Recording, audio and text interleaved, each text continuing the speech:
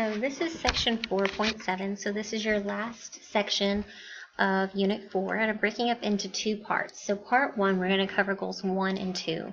So we're going to be able to identify the angle relationships with given side lengths and to be able to identify side relationships with given angle measures. And then in your part 2 video, that's whenever goals 3 and 4 for this week.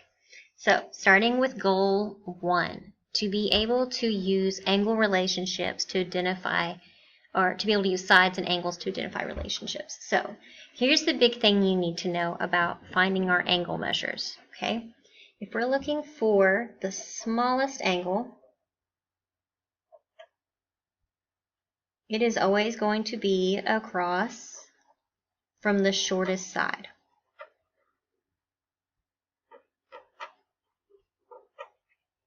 Always and forever. Your small angle and your short side are always going to be across from each other. And if you're looking for the largest angle, it is always going to be across from your longest side. All right, so let's go ahead and practice that.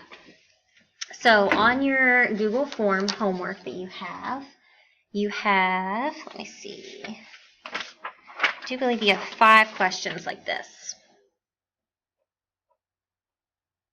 Okay, and they're going to be multiple choice. So it's listing to largest. Okay, so let's start with our small side. So here's our side lengths. We have 15, 18, and 19. So this would be our shortest side, 15, right?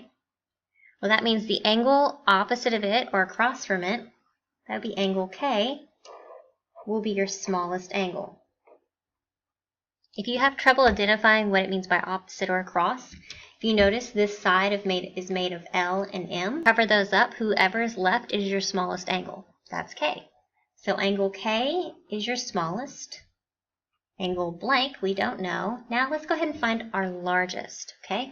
So to find our largest angle, we have to identify our longest side. So we have 18 and 19 left. Well, 19 is our long side, okay?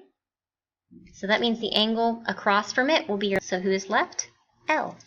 So L is your longest angle, leaving M to go in the middle. So this is our answer, listing our angles from smallest to largest. Okay? That's goal number 1 for this week. Goal number 2. Now we're going to talk about the relationship if we reversed it. And if you haven't noticed, it's probably going to be the same thing. So let's say we wanted to know our shortest side. Well, our shortest side is always going to be across from our smallest angle. Sounds familiar? And if we want to know our longest side, it will always be across from our largest angle. All right, so let's do an example of that. Again, you're going to have 5 questions like this on your Google form. They will be multiple choice. All right, so they want us to list our sides. Now remember, sides contain 2 points, okay, from shortest to longest. So let's identify our smallest angle, because if we identify our smallest angle, we'll know our shortest side. So we have 47, 41, and 92. So this right here is our small angle. So I'm going to cover it up. And see what I'm left with? I'm left with TU. So TU would be our shortest side. Okay? And then we don't know the next one, but we can find our large one. So we need to just identify the largest angle, and that will give us our longest side. So we have 47 and 92.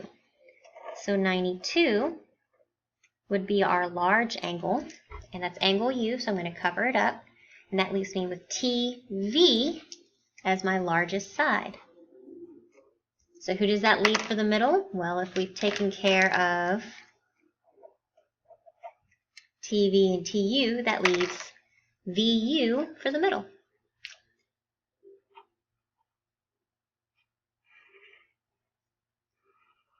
All right. So that is the end of part 1 of your notes. Whenever we return for part 2, we'll be going over goals 3 and 4.